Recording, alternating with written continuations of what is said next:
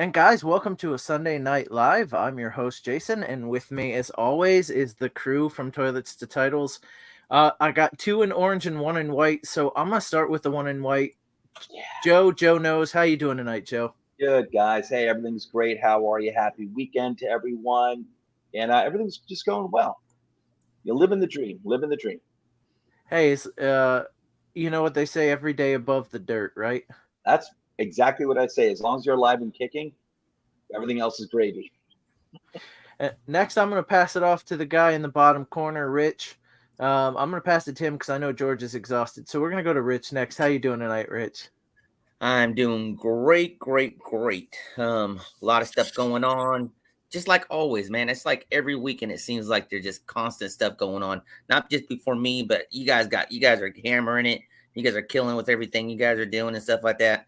I'm feeling like George, I am wore out, been moving my daughter all day. And then all of a sudden the whole moving crews here at the house, I just showed up last second. So we're good. Well, and as mentioned, George is exhausted. He's coming off of helping produce the Hayden Hurst Podathon, which when I looked last had $4,200 for a little over $4,200 for mental health, and that doesn't include George and my donation, which we're working on. So he's going to be somewhere around the 4,800 mark, but when all is said and done. So George, how you doing this evening? Aside from exhausted from having to sit in a chair all weekend. It's not exhausting for him to sit in the chair. It's really having to deal with Joe all weekend, having to deal with Andrew, having to deal with Justin. Like those guys, just no, I'm just kidding. Those guys are fantastic. They're horrible. I could do a show like we did this weekend with them every weekend. They make it so easy. They are absolute rock stars. The one thing I do want to do is I want to bring this guy up on a solo layout, because I found out that yesterday was his birthday. So from all of us here, Joe, happy birthday, my friend. Happy birthday. Thank you. You know, just turned 52. 52 going strong on a rocket ship towards 100. So looking good. Feeling good, guys. Looking good. Well, happy birthday, Joe. I'd sing to you, but nobody wants to hear that. No singing required. It's okay. You could tell me and Jason are on the same wavelength there, because I was about to say the same thing. I'd sing, but we don't need to lose our viewers. So all good, guys. So tonight we are going to jump into the news, and we're going to get into the guys that we're planting our flag on. But before we do that, I do want to mention joinrival.com/title tribe. Toys Titles has jumped in with Rival Fantasy. They will match any money you put into your account on rival.com up to $200.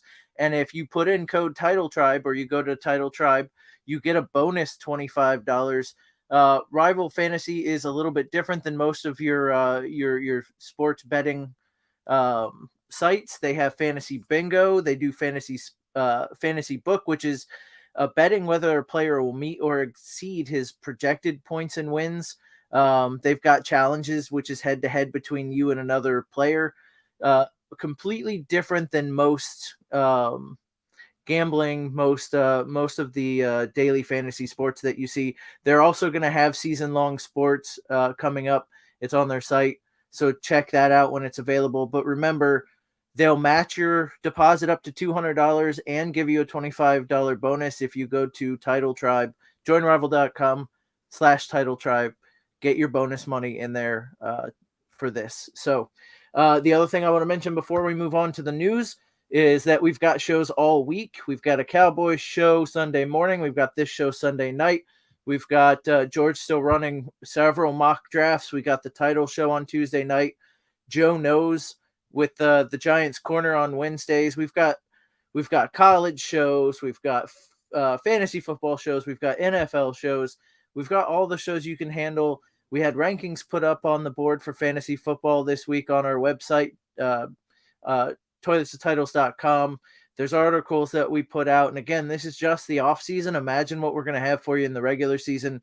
So go check out toiletstotitles.com, patreon.com/toiletstotitles. We've got you covered for everything football related, from college all the way through retirement. You know, we watched Tom Brady go from a boy to an old man playing football. So anyway, that is our plugs. We're gonna jump into the news. There's actually finally a decent amount of news. We were in the news dead zone, but we got some news this week. So Chiefs All-Pro Chris Jones, who's been seeking a new deal this offseason, did not report with the rest of the team to training camp. The two sides remained far apart on a new deal with the Defensive Player of the Year finalist. Guys, we think ultimately a deal gets done, don't we? I mean, it's only good for the Chiefs this year. It'll give them some cap room if they can extend him and give him a bigger contract. So what do you guys think? Ultimately, Defensive Player of the Year, Super Bowl champs, they got to do this, right? Yeah. I'll start with Rich since he said yes first. Yeah, I mean, this is your normal news that you go into every off season, going into preseason and stuff like that. So if it ain't one player, it's another player. Gonna be Kansas City and Mr. Jones. Yeah, they'll get it done. What do you think, Joe? A running back. Let me say that. Yeah, he's like, thank God I'm not on. He's like, I'm the running back. Give me my money. But he's Chris. It's probably going to happen. He's probably recognized as that at this point as the best interior defensive lineman in the NFL. Defensive tackles like that, like Dexter Lawrence, or there was someone else too. I forgot who it was off the top of my head. But they've been getting paid this offseason. There's no reason to think he's not.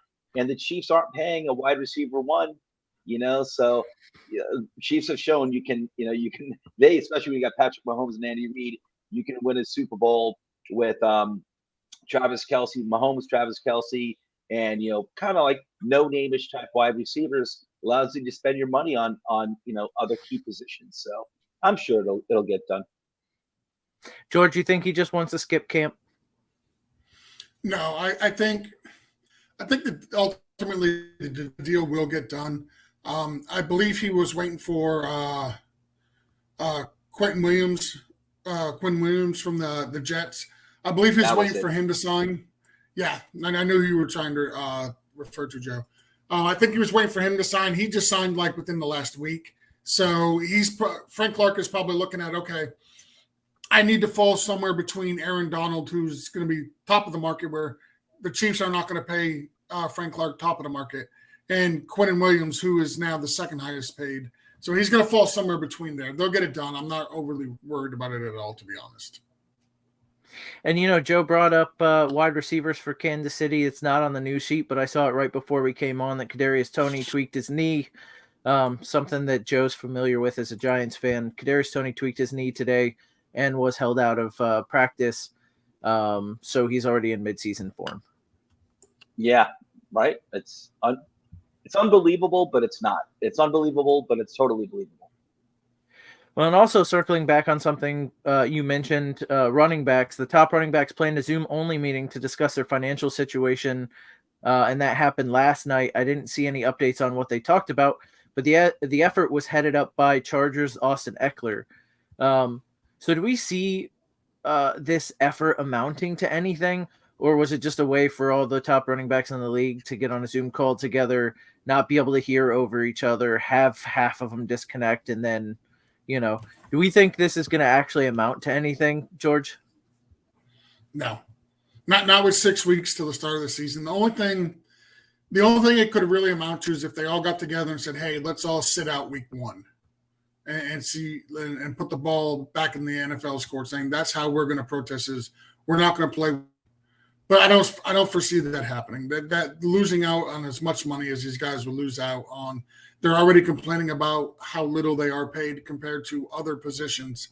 I can't see them sitting out, 1 week. I think it's something that they're going to try to address in the offseason with the NFLPA.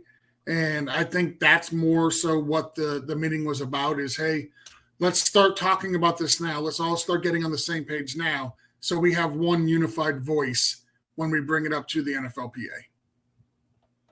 Joe, you pointed your finger. That means you go next. I was pointing in agreement with George. It's too late, I think, to do anything now. And so I hear them though. The running back position is, listen, they're at their best running backs in their first contract, their rookie contracts. These are the most plug and play ready players in the NFL. Everyone else, every other position, and even like the really, really good players coming out of the draft usually need time to develop. It's rare that you have someone like a Sauce Gardner who's awesome right out of the box. Running backs are plug and play. So I do think they need something, some sort of extra compensation for running backs where, yeah, you've got the rookie scale, I get it, but maybe there's some sort of like milestones you hit that you get additional money to. That maybe doesn't have that doesn't affect cap. I don't know, but they got to figure something out because it's true though. Running back position by the time the second contract, history shows these guys are kind of like used up. So I feel for them, but I agree with George. I think it's too late to do anything about it this season.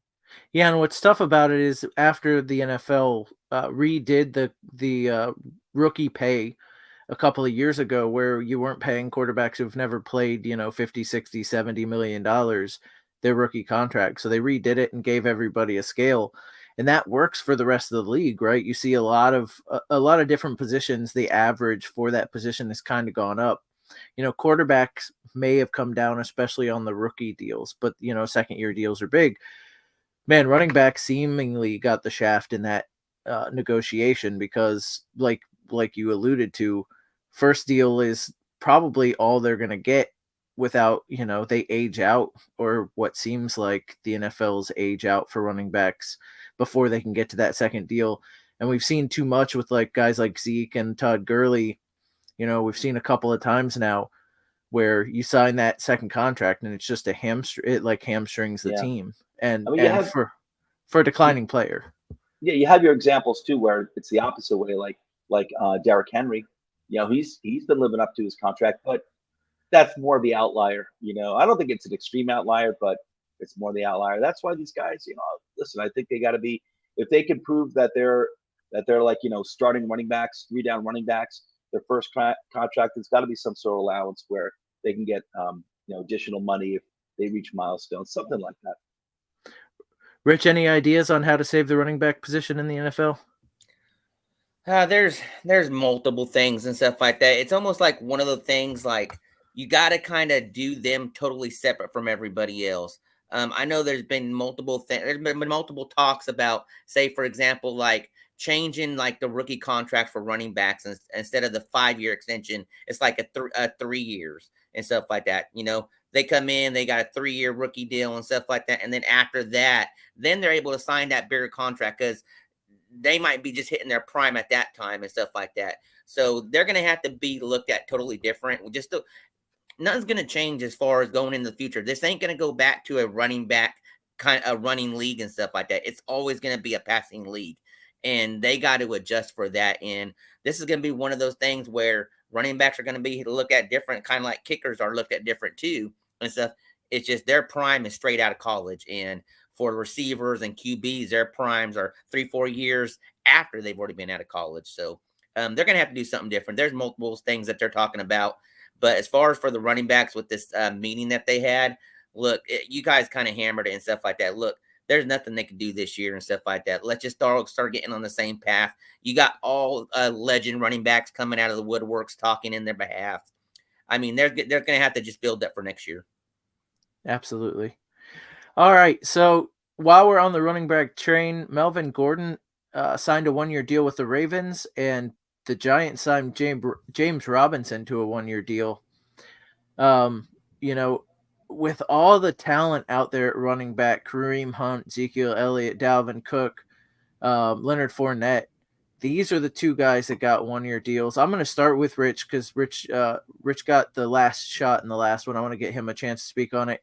You think the Ravens and the Giants here are looking for starters, or just some older guys to keep their good starters off the field in camp?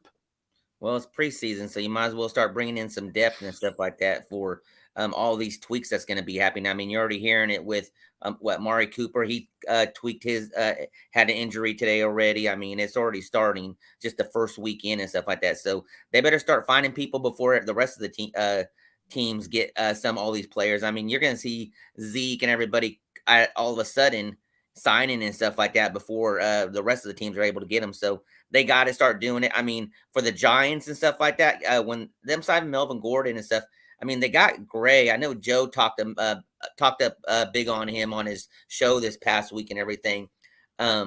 Jacobs, I mean, look, both situations, they got young players behind them, but they got to bring some players in for depth just to make sure that they're good to go in case Jacobs and Barkley do sit out. Joe, go ahead. Yeah, no, exactly. I think they're pretty much camp bodies.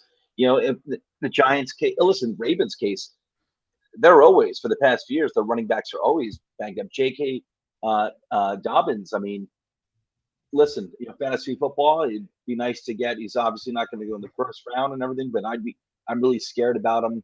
I'm very scared about him. But you know, he's playing on a team that loves to run the ball.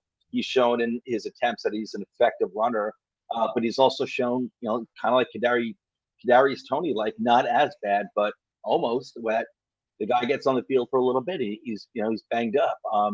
So I understand the Ravens trying to load up that running back. I totally get it. And the Giants, they need an experienced body back there. I am, you know, I'm pretty high on Eric Gray. I don't think he's ever going to be Saquon Barkley, but I think it can be a very productive back for them. But we don't know that.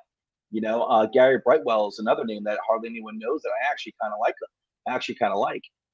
We don't know, you know, what he's going to be able to do. And Matt Breida is really a change of pace back. So, you know, I don't think it's anything flashy, but also kind of like, you know, hedging bets a little bit in case of Saquon, in case there is some sort of holdout, which I think is a very real possibility that it does hold out.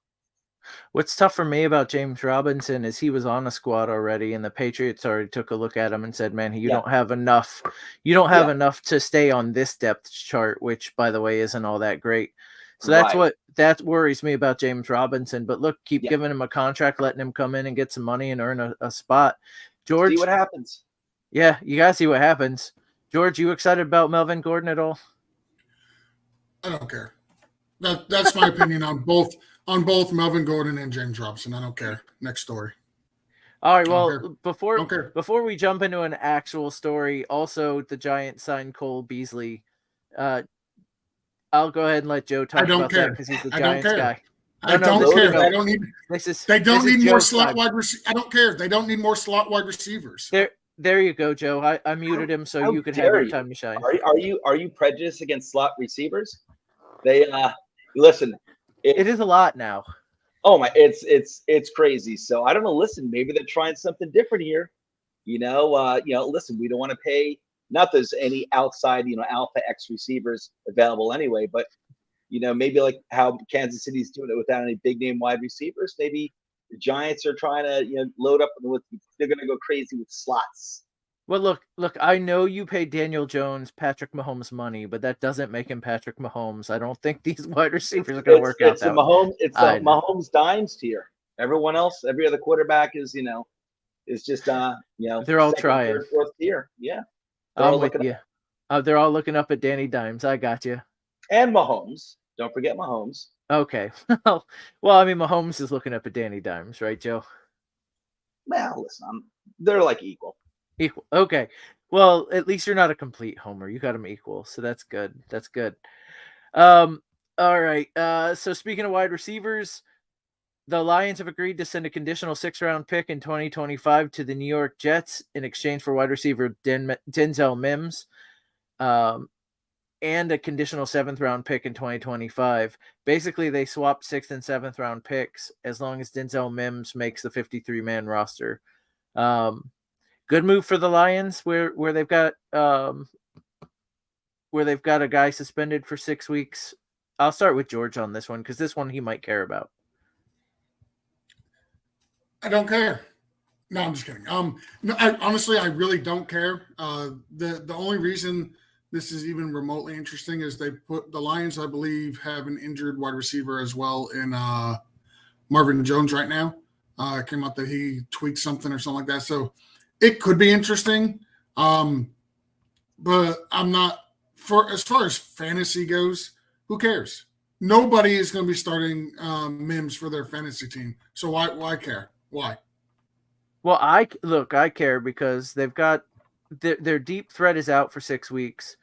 One thing Mims has done, not a lot because the Jets didn't throw it to him a lot and they had a bad quarterback play, but the one thing he was able to do was the 9 route, just go straight down the field. That's something that the Lions are missing. That's like all they do at Baylor. Exactly. And something they never did last year with New York. So maybe give Mims a shot. Okay, so George doesn't care. Joe or Rich, do you care at all? I'll say, I mean, I don't care, but I think it's fine for both teams. It's Lions got some depth for us. What, a conditional seventh round pick? It doesn't hurt. I will point out that, man, that's the Jets are. They've spent second round picks in both Mims and Elijah Moore, and they're both gone for peanuts. I was never high on Mims anyway. I just don't like wide receivers out of Baylor. And Elijah Moore, I've got more hope for.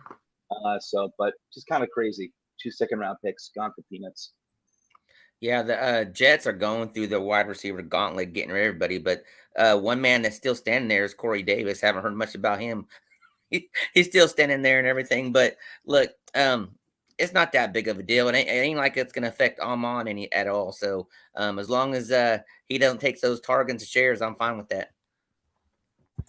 Corey Davis is going to get traded to the Arizona Cardinals for a 7th-round pick and a bag of peanuts, and nobody's going to care there either. And that'll be too much. I can tell you who will care, because we did the offseason breakdown with the guys from Locked On Falcons, and that guy he was counting on Corey Davis getting let go, so the Falcons would swoop in and have a number 2. Doesn't he know that Corey Davis stinks? He hadn't got the memo. You got to be careful, Joe. Corey Davis holds a special spot in Jason's heart. Okay, he does. Spend enough time listening to Toilets and Titles, I guess. I've taken Corey Davis at the end of so many rounds over the years, just saying like this might be it. I will also say that Joe also has a special place in his heart for Corey Davis too. Oh man, yeah, no, he's in the stinky chamber of my heart. But I'll say one thing about Mims. Maybe listen, he's going through an offense that really was that kicked butt last year, and he'll be playing in a dome too. So, good track running over there. Hey, he's got a better shot there than he had last year in New York, right? Totally. Yep. Totally. All right, and the last bit of news. This one I know George cares about because he drafted this guy in Scott Fishbowl. Vikings rookie wide receiver Jordan Addison was cited and charged for reckless driving when clocked it going 140 in a 55-mile-an-hour zone. And Addison apologized for quote-unquote poor judgment. This isn't great, especially coming from a wide receiver who has an undisclosed injury and hasn't been able to participate in the offseason. I'll start with George because George has him and he will care about this. You think the team's going to play this off as young and stupid? Or is this a bigger sign of problems? I found a trend for the start of the show. I don't care. He's not going to get suspended. The NFL is not going to suspend him for speeding because nobody got hurt. So he's not going to miss any games. The worst case that's going to happen with him is he's going to get a fine. As long as he's healthy to start the season, and because he is a first-round pick, if he's healthy, he's playing week 1, and therefore I don't care. He's stupid. It was poor judgment. Hopefully he learned a lesson from this. Hopefully he never does it again. Luckily, it didn't turn into a Henry Ruggs situation where he killed somebody. So, or himself. Outside of that, I don't really care because it's not going to affect what he does on the field. So, because he's going to play, he's not going to get suspended. He's going to get like a $50,000 fine, and the NFL will make him take, driving safety courses or something like that, and he'll be there week 1. I just want to know why the NFL hasn't made mandatory drivers for these guys. What do you think, Joe? Well, listen, if I'm an NFL player, even a rookie, I don't want a mandatory driver. I want to be able to drive. But I'll tell you, the age of 21, 22 years old, I can guarantee you, even if I had a Lamborghini or Ferrari or whatever, I guarantee you I would not have been doing 140 miles an hour and a 55-mile-an-hour zone. I wouldn't have gotten the Lamborghini or Ferrari, whatever he's driving, whatever it is, because I know I can't really, unless I'm living someplace that's not crowded at all, not going to be able to open it up. I would suggest to everyone, if they don't know you might want to keep a car like in Montana, because over there on I-10, they're really unless you're near one of their rare cities, there is no speed limit. So you can at least in the summer, you can at least race across Montana, which is a huge state, no speed limit. I was doing 110 in my Nissan Sentra back in the day, and throughout pretty much the entire state. So keep your car there, race it in the summer, and that's it. Other than that, don't do 140 in a 55-mile-an-hour zone. So I think breaking news here is that the Sentra could actually go over 100 miles an hour. I was shocked too. I mean, the speedometer actually shows it going up, like it shows like the 120. I wasn't going that far, but I got up to 110, really no problem, and people were passing me. Rich, you ever drive a Sentra 110? Nope. Ford, and that's about it. Yeah. Okay, show of hands. Who's driven over 100 here? Mimo. But that's the only time I ever did it was in Montana. All right, so 2 and 2. I guess. Look, I want to say it's dumb, but I've done it. So what are you gonna do? Look, I didn't lose. I couldn't have. There's no chance I could have lost millions of dollars, though. Well, there's that, and to be honest, like when we did stuff that was stupid when we were younger, it wasn't like the social media aspect of it wasn't there, so it never got reported. So, like, if you don't think these older football players, when they first got in their league and they got their big check and they got their big flashy car or whatnot, that they weren't driving over 100 miles an hour, they absolutely were. And if they got pulled over, like, they notified the team, but that's as far as it went. It never made it to, the local newspaper. It never made it to national media. It never made it anywhere because social media wasn't so prevalent to where something happens in, Minnesota, 2 minutes later, about it in Florida, or, about it over in California or Wyoming or wherever. Like, that wasn't really an option. So it just, social media, luckily from when we were all kids, wasn't around, because I'm pretty sure we've all done something stupid. We've all done, we've all made mistakes, but we just didn't get caught because we didn't have social media around at that time. Yeah, it does pay to be old. All right, so guys, that's the news for this week. We think. Whoa! Pump your brakes. Okay. That we missed the most important news of all. All right. That Jimmy Garoppolo's healthy. Yeah. Come on, guys, we can't leave that out. I mean, that's one of the most important things for Raider Nation over here. I mean, congratulations. You'll have a good quarterback instead of a terrible quarterback when you finish last in the West. Hey, as long as he puts his good foot forward, hey, we're all good. Washington football team was sold. Yeah, Washington football team was finally sold, and changing the name is on the table. That's a last bit of news there. So the popular thing is that they should probably think about changing the Washington team name to X. I hear that's a very popular thing these days. Is to change these billion-dollar businesses to X. Or take Twitter. Twitter will be available. The Washington Twitters. Yeah. All right. Okay. That's the end of the news. We're going to jump into our segment of planting the flag. So what do I mean when I say planting the flag? These are the guys that you want to leave your fantasy draft with, the guys that we want to leave our fantasy draft with, guys that we're going to pound the table for this year. We think they're going to have a good year, guys that we want to call ours. And so I am going to, I'm going to go ahead and we're going to start with quarterbacks.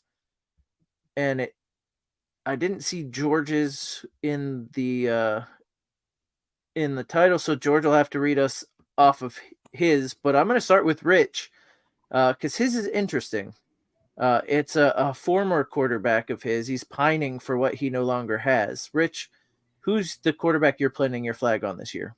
Is it really interesting? I mean, he put himself in a great situation, moved from the AFC, the gauntlet of football, to the NFC. Playing for the Saints, Derek Carr. Look, I know people are going to say, oh, he's going to be the same old Derek Carr. You know what? If he's the same old Derek Carr from a couple years you put a good defense behind him, man, I'm all right with that. And he really ain't going to have no competition. He's going to be in the playoffs this year, and I'm going to be excited to have him. Look, I know he had Devontae Adams and stuff like that last year. Look, he did great with Devontae Adams. You give him Olave, you give him Michael Thomas. If he could stay healthy, I don't know if he's going to be a shell of himself and everything. If Kamara plays half the season, Jamal Williams, hey, he could do a little damage too. And I love their tight ends and everything that they got. So he is going to make some noise in the NFC because he ain't in the AFC no more. So, hey, I'm going to plant my flag for him, and I am sticking with my guy through thick and thin.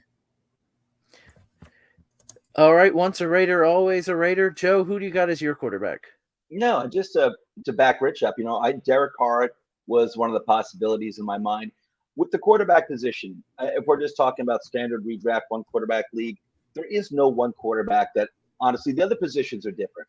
We'll get to them. There is no one quarterback that I'm like, I got to have this guy. Or there's no one that stands out for me where I feel like, okay, he's going to take this huge kind of like unexpected leap like a Geno Smith last year. I could say Tua because, he had a really good year last year when he was healthy. His weapons are incredible.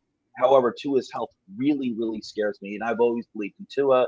For me, it's just a question of health. And I think it's a real legitimate concern. So I'm going to go. I went with Aaron Rodgers, and I feel like I'm cheating because the man's been around forever, a legendary quarterback at this point. But I also feel like I remember there was quite a bit of, whether it was on Twitter or what I was hearing, on the radio or whatever, YouTube channels, like podcasts that, people kind of like, oh, Aaron Rodgers, last year wasn't so great. They went 8-9 or whatever. He's going to be like Russell Wilson when he was traded to Denver. And I think I had a bad feeling about Russell Wilson before he went to Denver. And I don't have that feeling about Aaron Rodgers. I felt like he just needed out. And I think he's got an uber talented wide receiver in Garrett Wilson. And he's got, some wide receivers, like maybe they're not that great anymore, but they're his guys. So I think he's playing on, I think, a good team with a good defense that's going to get that ball back for him. And I think he's going to have a revival. So I'm really, really high on Aaron Rodgers. All right. And George, I saw you populated yours, so go ahead and who do you got at QB? So, okay, I want to make sure I wasn't muted. Sorry, I was looking something up. So for quarterback, I went with a guy I was not high on last year, but I definitely was not off on him. I didn't think he would have a terrible year. I pretty much said it was possible for him to go out and throw for just over 4,000 yards, and that's actually exactly what he did. It's Geno Smith over in Seattle. They brought back all his weapons on offense, and then they said, you know what? We're not done. Merry Christmas. Happy Hanukkah. Here's some more. We're going to give you the best, many projected to be the best wide receiver in the draft in Jackson and Jigba Smith. And then we're going to give you a better wide receiving running back that we're going to spend second-round draft capital on to complement Ken Walker and Zach Charbonnet. So they have given him all the weapons in the world. They've actually added. It's not, out of the realm of possibility for him this year to go out and throw, over 4,500 yards and 35 touchdowns. Last year, with the same weapons he has this year, he threw for 42, 82, and 30 touchdowns. He was one of the most efficient quarterbacks in the entire last year with a 69.8% completion percentage. So I'm all aboard Geno Smith this year. The value that you're getting on him, he's going as quarterback 13 or 14 overall. I'll take that all day long. You're in a single quarterback league, you're getting him in the 10th, 11th, 12th. Yeah, and I think that's important because we're all into late round quarterbacks, and mine as well is Russell Wilson. And it's not that I think Russell Wilson's going to be a world beater, but I do think he's going to be better. He's got Sean Payton as his head coach this year. instead of Nathaniel Hackett. He's going to have a better offensive system, something that plays to his strengths. He didn't just forget how to be a quarterback. I think he's going to be in for a better season, but really over the last couple of weeks, the mock draft last week, but the episode before that where we talked about running backs or for redraft, one of the things we mentioned is how we all like late round quarterbacks. Not because we think they're going to light the world on fire and be the number one quarterback, but because they cost so much less. And Russell Wilson's going late in drafts, kind of like the rest of the guys we took. I honestly had thought about taking Geno Smith, but I figured that was going to be George's. And I thought about taking Aaron Rodgers, but I knew that would be Justin's, and then it ended up being Joe's. But it's all the same kind of guys that have put up fantasy numbers before, and Geno Smith's last year, Derek Carr a couple years ago. But guys that have put up fantasy numbers before and have the potential to do it again. And the worst case scenario, if you take one of these guys and you wasted an 8th, 9th, 10th round pick and you go play the streaming game, which you're potentially going to be doing anyway. So you don't give up a lot by taking one of these guys. And for me, it's Russell Wilson. I'm planting my flag there because, again, I think he's got weapons around him, especially if Javonte Wilson, if the news is right that he's going to be there, he's not on the PUP list. If Javonte Williams is there, he's got wide receivers around him, and he's got a new head coach. So that's why I'm planting my flag on Russell Wilson. So we're going to move into the running backs, and I'm going to start by giving mine away, which is Aaron Jones. The funny thing about Aaron Jones is he's consistently treated as a non-superstar, as a running back. But for fantasy purposes, he's been a top 11 back the last 4 years. And he's currently going as the RB17. So he's constantly a running back 1 and being drafted as an RB2 and a middle of the pack RB2 at that. Last year he had over 1,100 yards. And you know what I want from running back 17? 59 receptions like he had last year. The difference is this year they have Jordan Love. They don't have Aaron Rodgers. And so instead of somebody dropping back and passing it deep, you're going to have somebody like Jordan Love dumping it off underneath. And I think that's all going to be very good for a guy who's proven over and over and over again that he can be gold for fantasy football players. So my running back in that mold is Aaron Jones. I'm going to go next to George, to my left, your right. So my running back is going to be James Conner. He had over 1,000 all-purpose yards last year in 13 games. Now he's got to be able to play all 17 games, which he has yet to have a full season of being able to play every game. But last year he played 13 games. He started 13 games. He finished with 782 rushing yards. He had 7 touchdowns. We knew coming into the season, into the 2022 season, there would be regression on his touchdowns. Nobody was expecting him to go out and put up 15 touchdowns again like he did in 2021. But the part I love the most about him is his receiving ability. He got 58 targets for 46 receptions, 300 yards. So he had over 1,000 all-purpose yards. And you look at what they did in Arizona, they didn't bring in anybody to have any type of competition with him at all. Like that backfield is his and his alone. He is going to be used on all 3 downs. And then you look at what they're missing, like they're not going to have Kyler Murray for the first few games.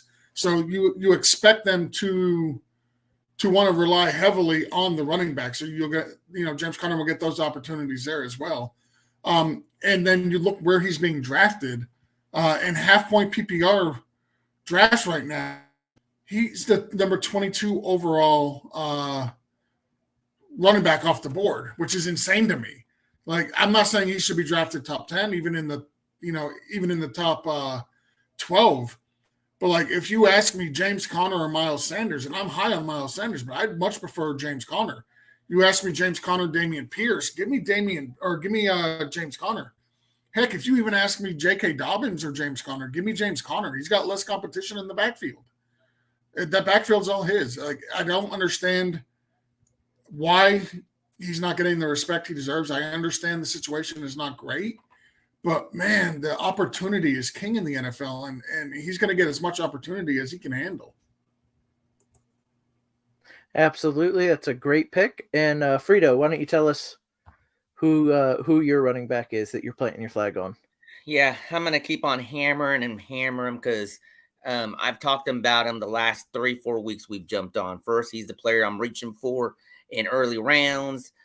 He's just the player that I'm going after. I know, Jason, you're a big fan of Tampa Bay, but look, Rachaad White, you can get him later. I know he might start jumping up as we get closer as preseason moving forward, but you could get him in the 6th and 7th round. I said I'd reach up to the 5th round to get him and everything. Look, Fournette's not there. I don't know how true this is, but they named Keyshawn Vaughn number 2, even with Chase Edmonds there and everything.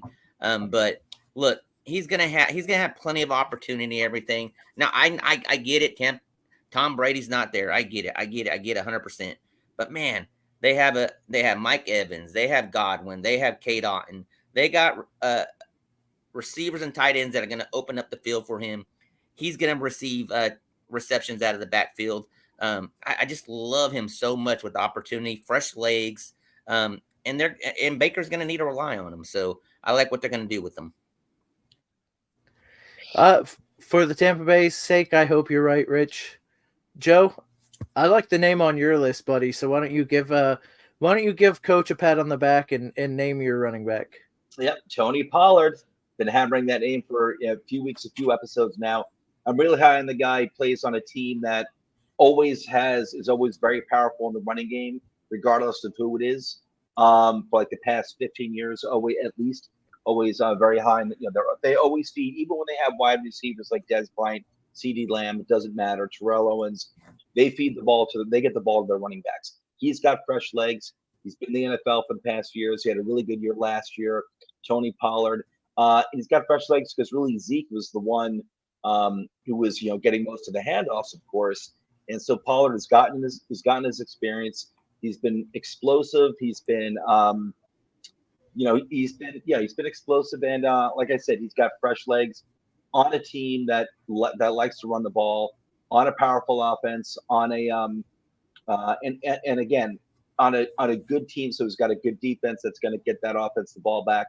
So I really like him a lot. I consistently see his average draft position the back end of the 2nd round. If I'm picking, I'm not saying I'm taking him as RB1, but I'll tell you, if I'm picking like the back end of the 1st round, I'm all about Tony Pollard. And listen, Rich brought up Vaughn as the backup for Pollard or for White. God, sorry, it's Sunday night. It's getting late. But Ronald Jones is the backup to Tony Pollard. So if you want to talk about having a backfield that's all his own, Ronald Jones is not competition for volume. All right. So next we are going to move into wide receivers. And I'm going to start with Rich on this one. Rich, do you want to talk about wide receivers that you're high on this time? Yeah, I changed it. I did have someone on there and stuff like that, but when I was sitting there thinking about earlier, he was stuck in my head. I just couldn't get him to come out and everything. But I've also been hammering this guy. Now, look, this is a true flyer. It's going to be late in drafts. You're going to get value if he hits, but he's someone I'm going to plant my flag on. If John Mechie is 100% and comes in, I know they're going to be behind in games in Houston and everything. So, look, if he comes out and is healthy the whole year, what are the options that they got? I want to see what he's going to do. I think he's going to be, look, another person, fresh legs. I know he's coming off injury, but John Mechie is going to get some opportunities in that receiving core that they have there. And I'm hoping that young QB over there, Mr. Stroud, is looking his way a lot. So, look, Dalton Schultz, I know he's over there and everything, and he's going to be probably their number one person getting targets there and everything, but it's going to open up options for Mechie too and everything. And look, I know George talked about earlier with Damian Pierce. They're going to try to run the ball, but look, what happens when you get behind in a majority of the games? There's going to be shootouts for them, garbage time and everything. And John Mechie has a good opportunity late if you're picking him up. So he might even not get be drafted and everything. But I'm going to plant my flag with him as a young rookie that's going to be not rookie, but coming out as a rookie, basically. And I love his opportunity. All right, so we got a deep cut there from Rich. Up closer to the top of the draft is Joe, who's got the stack with his quarterback. Why don't you tell us who your wide receiver is, Joe? Yeah, and I do love John Mechie. I love that guy coming out of college. So kudos to you, Frito. So Garrett Wilson, again, I guess not a surprise, but I'm just so super high in this guy, considering that he played with a mess situation, an absolute mess with the Jets last year at quarterback. And in 17 games, he had 12 starts. He still put up a little over 1,100 yards. And now he's got Aaron Rodgers and what looks to be a healthy offensive line coming back. I'm expecting an absolute monster season.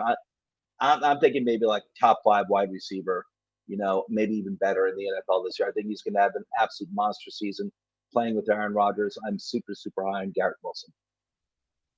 Yeah, it seems like he's the guy this year that, him and Olave are the 2 second-year guys that are on a trajectory, and we'll see if they can continue to go up, right?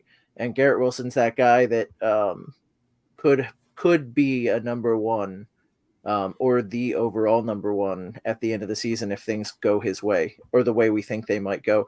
Now, the guy George picked is the guy I was going to pick until I knew George was on the show. But George has been beating the drum for this guy all off season, so I couldn't take the flag from him. So I'm going to go ahead and let George talk about his pick here. So this is the second time you couldn't take a player because you knew I liked them, which is another reason why we can't draft in the same leagues ever again. So the guy I went with was Deontay Johnson from the Pittsburgh Steelers. And I get why people are down on him, saying he had a bad year last year. He didn't score a single touchdown, which, listen, that's not going to happen again this year. I promise you. He's going to get some touchdowns this year.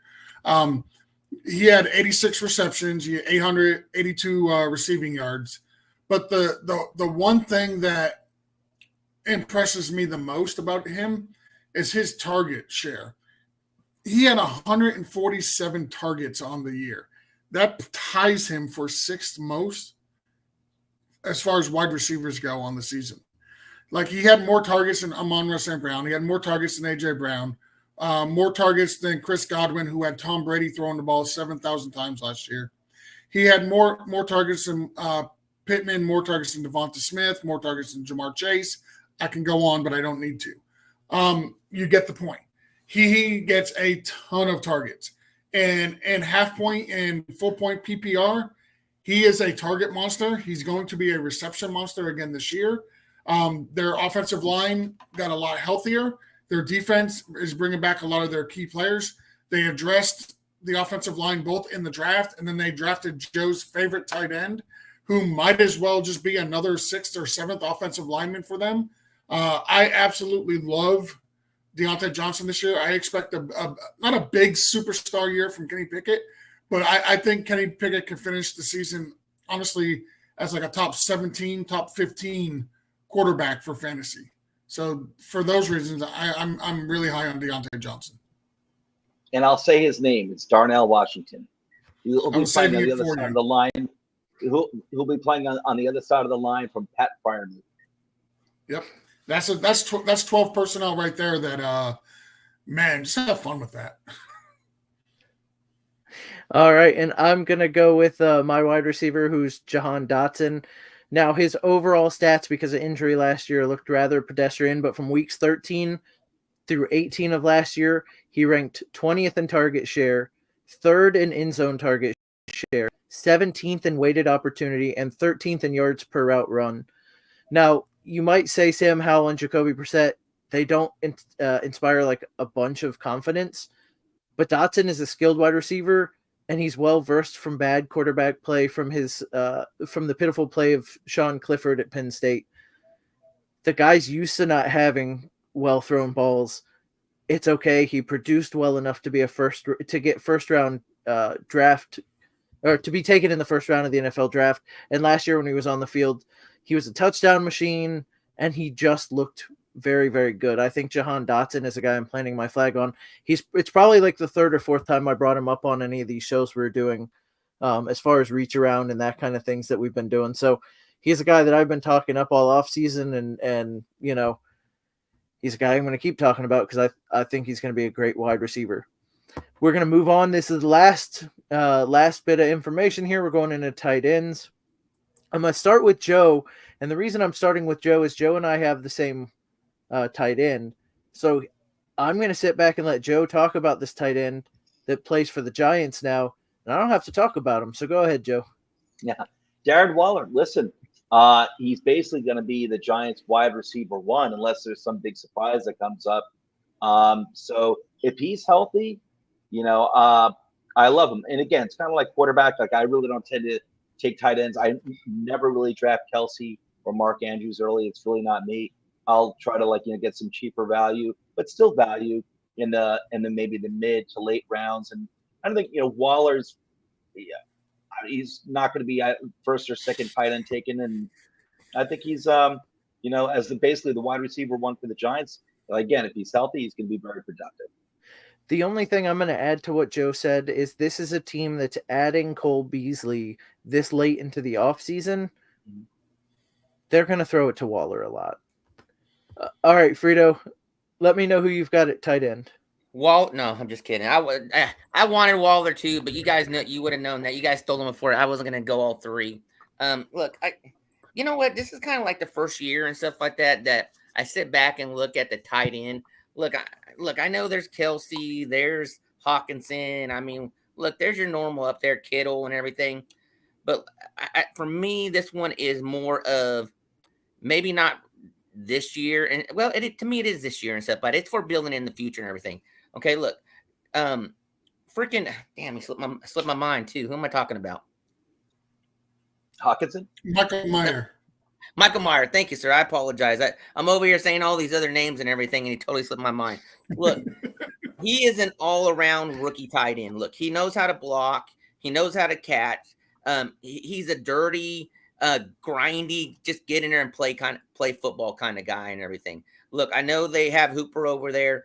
Garoppolo's coming back. Garoppolo loves tight ends, figuratively and on the football field.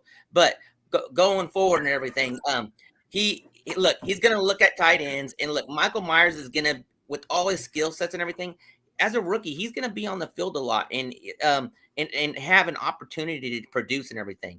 I really like his chances here with the Raiders. Look, I'm not trying to be a homer. I get it. But look, he is going to be on the field because he is skill set and a little bit of everything that they're going to need from him. And look, he just, I feel like he's someone that you're going to be looking at and saying, look, you're going to get him deep. You get him later on down the field and stuff. And let's hope for three for 33 and a touchdown every game and stuff like that. And just more opportunity. I love him. I can't think of any other tight end that I wouldn't want because I'm not going to draft high on him and everything. I'm always waiting for tight ends at the back of the draft and stuff, and I want someone young, someone that's going to have opportunity. So here's my favorite part about that whole answer is I think he combined grimy and grinder, and he got grindy, and I think that's my new favorite word. Also, listen to Josh McDaniels, head coach for the Raiders, came from the Patriots, where for a long time they've used their tight ends profusely, and they got Michael Mayer, who was probably as NFL ready as you can be as a tight end coming out of college.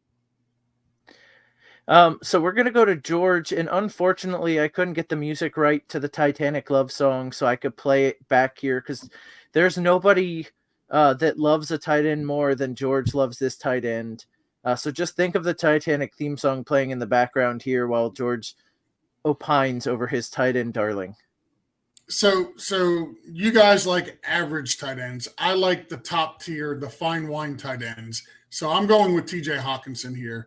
If you look at what TJ Hawkinson was able to do last year, moving from the Lions over to the Vikings, in 10 games with the Vikings, he was a top 10 tight end, which is not saying a lot, but especially for a season, because like the difference between tight end 6 and tight end like 16 is only like 17 points or whatever. But I'm only talking about a 10 games a 10-game period. We're not even including the 7 games he played with the Lions in that stat. He's clearly an elite tight end. He is currently the second most targeted tight end in football last year, directly behind Travis Kelce. He's only one of 4 tight ends to receive over 100 targets. There's 150 vacated targets from the Minnesota Vikings from last season with Dalvin Cook and Adam Thielen gone. Now, you can expect Addison to slide right into that Adam Thielen role in the slot.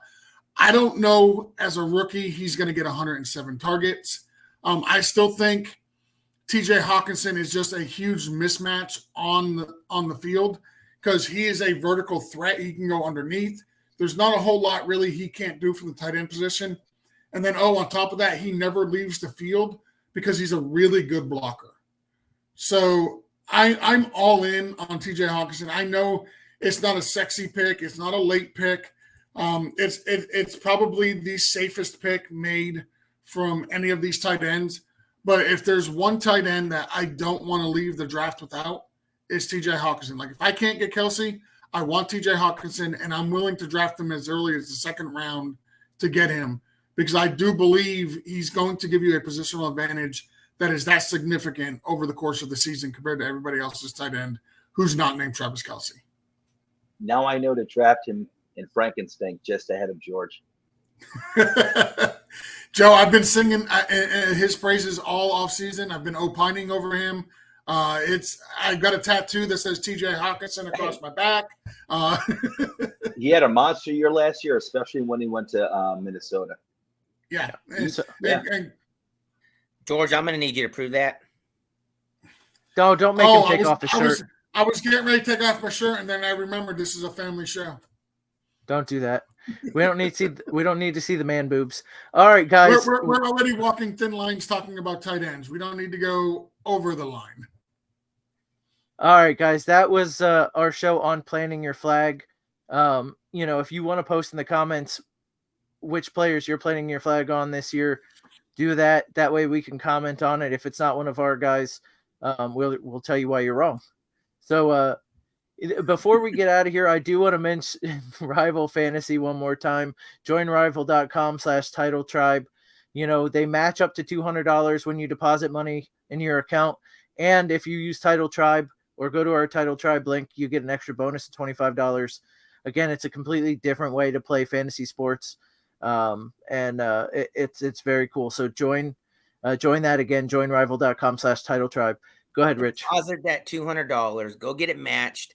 And I'm already in there. Let's get set up. Come follow me, and we'll play against each other, man. You can play. I'm ready for it. You can be one of Rich's head-to-head guys. Take some of Rich's money. Hashtag take Rich's money. Yeah, somebody's got to get that Frito money. So and remember too, we've got all shows. We've got shows all week, Monday through Sunday. Multiple shows on multiple days, individual team shows. Specifically, Joe, I want to call out Joe's show on the Giants Corner on Wednesday night. Always good information about the Giants. So much information about the Giants, you can't stand it. Yes, you can. In fact, you learn to love it. You do learn to love it. And then, you got the Cowboy show Sunday mornings, most mornings with coaching. And I've seen Campy on there a bunch. And if you like a guy with an Australian accent, you'll love Campy. And the last thing I want to mention tonight is all the fine work that the team did, our team, but also the FF Face-Off did with the Hayden Hurst Foundation and the Podathon today and yesterday. Bunch of good guests, over $4,000 raised. They did a great job raising money for mental health. So that was awesome. Awesome done by Anthony Servino, Michael Hoff, and then an awesome job by our team who did some production and was on with them. So again, guys, thank you for doing that for mental health. And thank you guys for watching us tonight. We will see you next week.